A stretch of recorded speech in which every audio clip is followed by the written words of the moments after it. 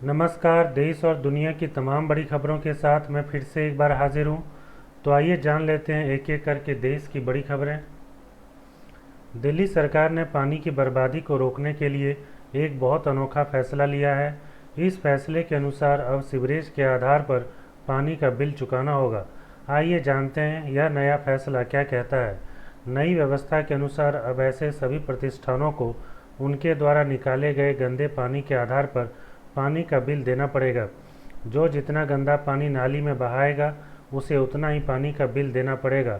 अभी तक कई संस्थान ऐसे हैं जिनके पास वैध जल कनेक्शन या मीटर नहीं है, लेकिन इसके बावजूद भी यह संस्थान प्रतिदिन लाखों लीटर पानी का उपयोग कर रहे हैं और बदले में गंदा पानी नाली में डाल रहे हैं, जिससे सरकार को हर साल सैकड़ों करोड़ रुपए का नुकसान उठाना पड़ रहा है।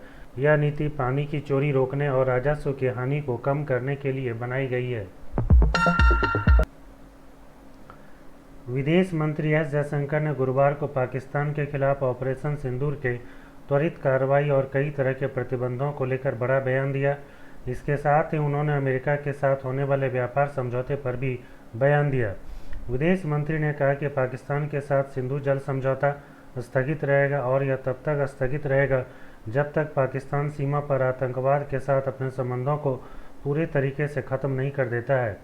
उन्होंने आगे कहा कि अब कश्मीर को लेकर अगर चर्चा का विषय बचा है तो सिर्फ एक ही है, पाकिस्तान के अवैध कब्जे वाले कश्मीर को खाली कराना, और इस पर चर्चा के लिए हम तैयार हैं। और पीओके के मुद्दे पर भारत को किसी भी तीसरे देश की दखल मंजूर नहीं है। वहीं सिंधु जल समझौते के स्थगित होने से पाकिस्तान की स्थिति खराब होने लगी है और वह सिंधु नदी के पानी के लिए भारत के सामने गिड़गिड़ाने लगा है। आपको बता दें कि पाकिस्तान की बड़ी जनसंख्या खेती और पीने के पानी के लिए सिंधु नदी के जल पर ही निर्भर है। इससे आगे उन्होंने भारत और अमेरिका के बीच चल रहे द्विपक्षीय व्यापार समझौते को लेकर कहा कि किसी भी ट्रेड डील का दोनों पक्षों के लिए फायदेमंद होना बेहद ज़रूरी है। जोमेटो, स्विगी और फ्लिपकार्ट जैसे दिग्गज कंपनियों के डिलीवरी बॉय के लिए एक बड़ी खबर सामने आई है। केंद्र सरकार की ओर से अब इन कर्मचारियों को पेंशन देने की तैयारी की जा रही है। इसके लिए कंपनियों ने भी हामी भर दी है। इसके लिए अगले महीने कैबिनेट में प्रस्ताव पेश होने की संभावना है।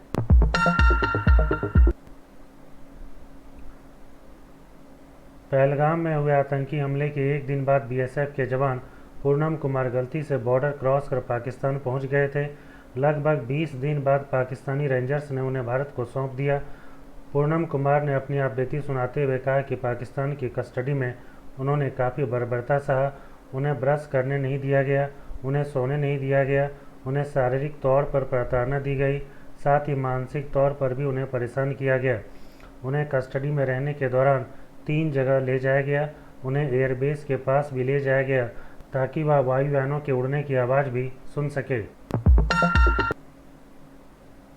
भारत और पाकिस्तान के बीच बढ़ते तनाव को लेकर पहले डोनाल्ड ट्रंप ने दावा किया था कि उन्होंने दोनों देशों के बीच सीज फायर करा दिया है, लेकिन अब वह खुद अपना बयान से पलटते नजर आए और कह रहे हैं कि मैंने सीज फायर नहीं कराया, बल्कि भारत पाकिस्तान समस्या को सुलझाने में मदद की। ऑपरेशन सिंदूर के बाद भारत पाकिस्तान के बीच तनाव के बाद उत्तराखंड में इंटरनेशनल बॉर्डर एरिया पर ड्रोन के इस्तेमाल पर रोक लगा दी गई है। ड्रोन के इस्तेमाल पर सख्ती की जा रही है। ड्रोन से शादियों में भी फ़ोटो या फिर वीडियोग्राफी पर प्रतिबंध लगा दिया गया है। जिला प्रशासन की ओर से वार्निंग देते हुए कहा कि अगर कोई नियमों का उल्लंघन करता हुआ पाया गया तो उसके खिलाफ कठोर कार्रवाई की जाएगी। झारखंड की राजधानी रांची में स्थित आईआईएम के छात्रों के लिए खुशखबरी सामने आई है।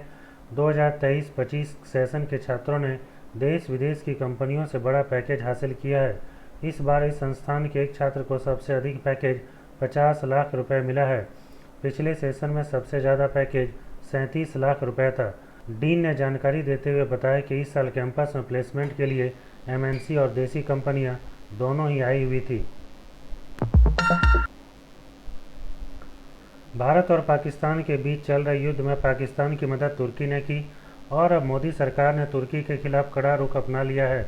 बीते दिन Celebi airport services India private limited की सुरक्षा मंजूरी को तत्काल प्रभाव से रद्द कर दिया गया है।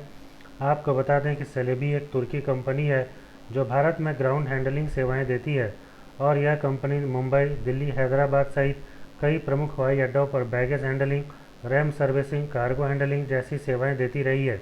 जैसा कि आप सभी जानते हैं, भारतीय सेना ने जानकारी दी है कि तुर्की ने पाकिस्तान की सेना को ड्रोन मुहैया कराया है, जिसका इस्तेमाल भारत के खिलाफ किया गया था।